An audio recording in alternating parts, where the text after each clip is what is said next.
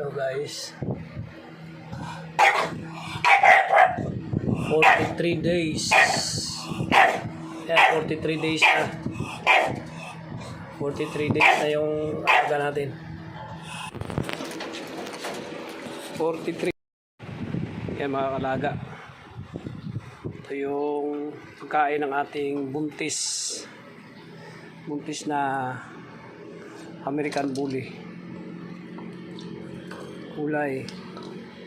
Ayan po, gulay, ampalaya, kalabasa at saka mga beans, malaga, ayan o, mga mix. Tsaka ano po yan, beef yan mga alaga. Lagyan natin sa sabaw. Tsaka ito po, vitamins, OB Papi. OB Papi. Kaya natin ang OB Papi mga alaga. OB Papi 3 ml twice a day yung nilalagay ko dyan. Naka-prescribe po yan mga alaga. Sinabi po sa atin. Tapos yan na po, kunting i-mix natin konti. Mas maganda durugin natin yung kalabasa na mahalo dun sa dog food. Saka yung makalagaw yung kalamunggay, daon ng kalamunggay with beef yan mga kalaga, with beef. Ayan, kain natin sa kanya.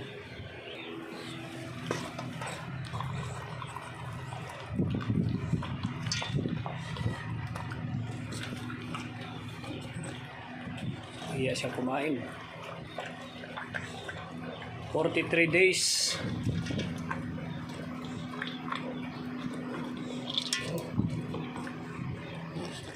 Yan, 43 days niya. Kaya natin mamaya makalaga kung kainin niya.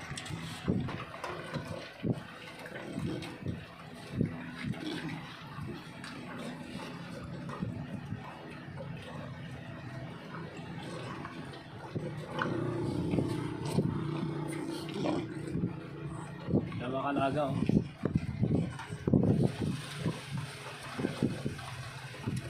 Mas kumain.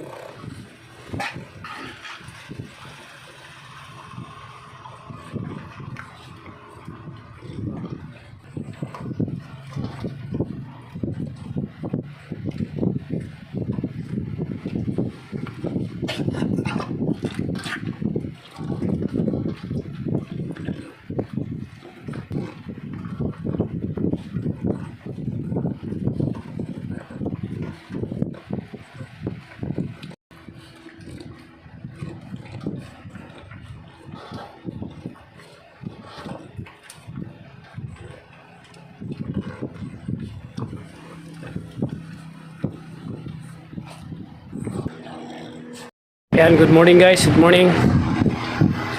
Breakfast time ng ating mga fur baby. Doon sa buntis natin na exotic bully. Kalaga, 40 days pregnancy. Mukhang positive po talaga kasi, pero pag nag 45 siya, 45 days dali na namin sa doktor, pa-ultrasound natin sa clinic. Kaya makalaga, doon sa mga first time ay actually yung iba naman talaga pag-alaga nila exaggerated yung mga nagbibideo, pero simple lang po. Wag natin pasobrahan yung ano ng aso natin kasi ano lang din sila, hindi naman talaga sila masyadong pang big time na ipakain natin sa kanila. Makalaga sa akin po, ang pinapakain ko lang is yung top breed.